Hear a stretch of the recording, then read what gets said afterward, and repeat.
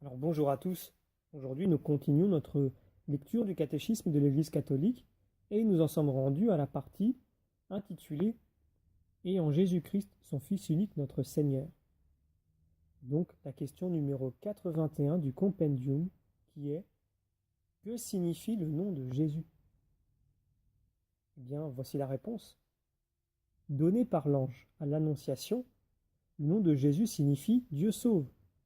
Il exprime son identité et sa mission, car c'est lui qui sauvera son peuple de ses péchés. Matthieu 1, 21. Pierre affirme qu'il n'y a pas sous le ciel d'autre nom par lequel nous puissions être sauvés.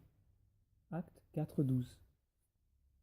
Et donc pour étayer nos propos, prenons les paragraphes 430 à 435 du catéchisme, donc sous l'intitulé Et en Jésus-Christ, son Fils unique. Jésus veut dire en hébreu Dieu sauve. Donc lors de l'Annonciation, l'ange Gabriel lui donne comme nom propre le nom de Jésus qui exprime à la fois son identité et sa mission.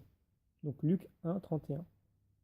Puisque Dieu seul peut remettre les péchés, pouvons-nous lire en Marc 2, 7, c'est lui qui, en Jésus, son Fils éternel fait homme, sauvera son peuple de ses péchés. Matthieu 1, 21.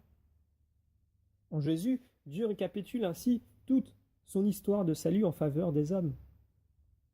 Dans l'histoire du salut, Dieu ne s'est pas contenté de délivrer Israël de la maison de servitude, en le faisant sortir d'Égypte.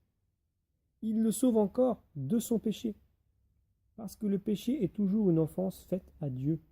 Pouvons-nous lire en Psaume 51, 6. C'est lui seul qui peut l'absoudre. C'est pourquoi Israël, en prenant de plus en plus conscience de l'universalité du péché, ne pourra plus chercher le salut que dans l'invocation du nom du Dieu rédempteur.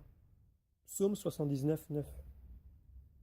Le nom de Jésus signifie que le nom même de Dieu est présent en la personne de son Fils, fait homme pour la rédemption universelle et définitive des péchés.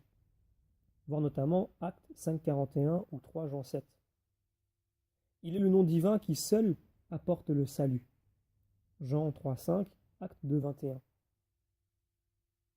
Et il peut désormais être invoqué de tous, car il s'est uni à tous les hommes par l'incarnation, de telle sorte qu'il n'y a pas, sous le ciel, d'autres noms donnés aux hommes par lesquels nous puissions être sauvés.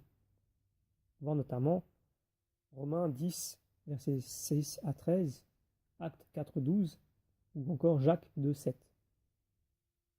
Le nom du Dieu sauveur était invoqué une seule fois par an par le grand prêtre pour l'expiation des péchés d'Israël, quand il avait aspergé le propitiatoire du Saint des Saints avec le sang du sacrifice. Le propitiatoire était le lieu de la présence de Dieu.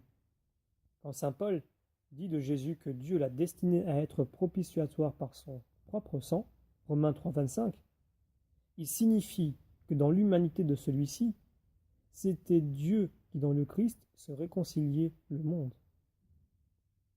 2 Corinthiens 5, 19. La résurrection de Jésus glorifie le nom du Dieu sauveur, voir Jean 12, 28. Car désormais, c'est le nom de Jésus qui manifeste en plénitude la puissance suprême du nom au-dessus de tout nom.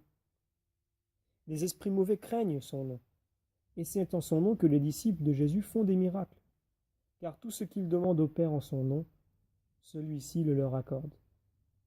On voit notamment Marc 16, 17, ou encore Jean 15, 16. Le nom de Jésus est au cœur de la prière chrétienne. Toutes les oraisons liturgiques se concluent par la formule « Par notre Seigneur Jésus-Christ ». Le « Je vous salue Marie » culmine dans « Et Jésus, le fruit de tes entrailles, est béni ». La prière du chœur oriental, appelée prière à Jésus, dit « Jésus-Christ, Fils de Dieu, Seigneur, prends pitié de moi pécheur ».